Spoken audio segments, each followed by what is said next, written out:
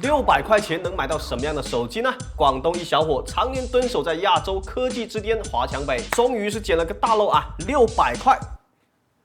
华半 P 6.0，没错啊，那个小伙就是我了。这就是来自某红色 APP600块买到的手机，上期是1000，这期600还没有饭掐，拜托了，点个赞吧。然后我看到有些同学说搜不到这种手机。我教你好吧，你搜手机学生新款，一定能让你大开眼界。但是等一下啊，不要着急，视频先看完好不好？待会儿搜到的评论区发个图，大家开心。那么今天我们的华半 P 6.0到底会是什么样的？好的好，欢迎来到这档 No 风趣幽默的看见我是小白。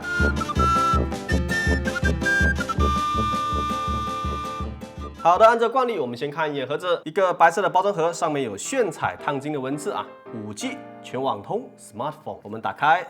首先最上面手机台先拿出来放一边，往下有很多配件啊，说明书一张，3.5毫米的耳机线一条，宽面型的 Micro USB 充电线，这线质感还不错，一枚卡针，一枚绿色 USB A 口的充电头，输出功率5伏2.4安，最大输出功率12瓦，没有任何的品牌信息，只有一个 Made in China， 非常的具有收藏价值。好，赶紧来看我们今天的主角啊，华半 P 6.0。先快速过一遍手机外观，手机正面6.3英寸的刘海屏 ，LCD 材质，下巴非常大啊，而且仔细观察可以发现下巴这里的 R 角还有点问题，过渡不够圆润。后来发现呢，可能是屏幕最下方有一排像素坏掉了啊，它不亮。刘海呢也是为了刘海而刘海，你们看啊，刘海里面只有一枚前摄和一个小小的听筒以及光线传感器，左右两侧空出了这么大的地方，里面什么都没有，我服了啊！稍微转动一下手机，从侧面看前摄，还可以发现这玩意漏光。翻到背面塑料背板，我这个颜色有点类似古铜色，还带一点点的紫色。买的时候看图片是紫色，但是到我手上变成这样了，所以说图片仅供参考，非常好用是吧？那么背面呢非常干净啊，什么标识都没有。重点关注一下这个相机模组，既然是华半 P 6.0，那像什么不用我说了吧？没错，正是小米。这他妈的绝对是捣乱的是吧？开玩笑啊！相机模组里面呢为1真2假的3摄，最上面这个是真的，中间这个大盘子里面搞了一丢丢的假摄像头啊，就像你哐哧炒了一大锅菜，盘子也很大。最后只放了一点香菜。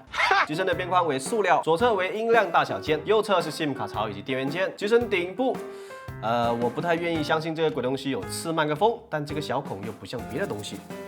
姑且当它是吧。底部从左往右分别是扬声器、Micro USB 的充电口、主麦克风以及最后一个宇宙级专利技术3.5毫米耳机接口。那么这台鬼东西的做工我就不细聊了啊，接缝拉手、手感吸碎都是比较高的评价。值得吐槽的就是我买的是新手机，收到的居然会有划痕。你们看啊，顶部这个位置就有明显的划痕，还有耳机口旁边这里也有一些细小的划痕。不管这玩意卖多少钱，我买新的给个二手的就过分了是吧？开机之后这壁纸和图标我是越看越眼熟啊，用过绿厂手机的同学们应该也认出来了。没错，这就是魔改版的 ColorOS 7。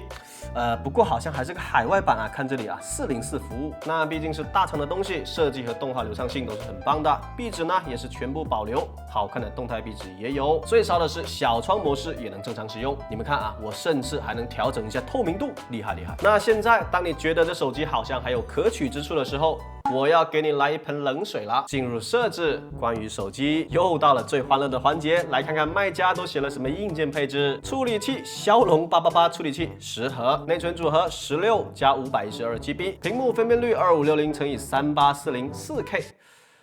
比我电脑的显示器都高，电池容量7800毫安时，充电宝级别。新来的同学还在懵逼，哪里买的手机啊？600块性价比这么无敌？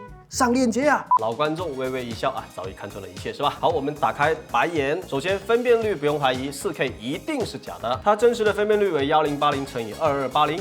其实有1080p，讲道理还行是吧？安卓版本真实的不是11啊，是安卓10。处理器真实的处理器是老朋友啊，联发科黑柳 P60。内存组合白眼直接识别出来了啊，是一个3加64GB 的内存组合，内存虚标了5倍多，硬盘虚标了8倍。电池方面，我们打开电箱可以看到容量只有3400毫安时。山寨机的惊人之处就在这里啊，没有一个是真的。最后又到了小白开箱保留节目，一起来看看这台华半 P 6.0它的游戏表现会是什么样的。不得 BB 马上开始。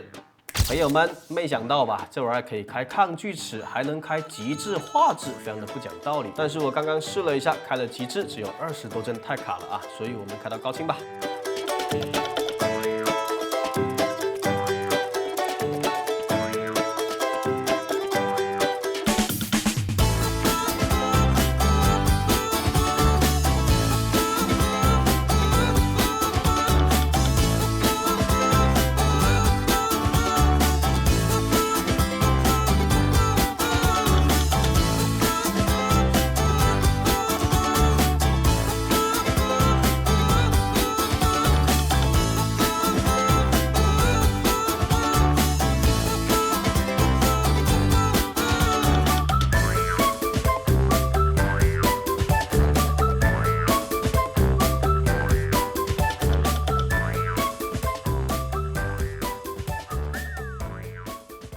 好的，游戏就玩到这边。换到高清之后，只要不是团战，帧率还是比较稳定的。团战的时候虽然会有点掉帧，但总体是可玩的状态。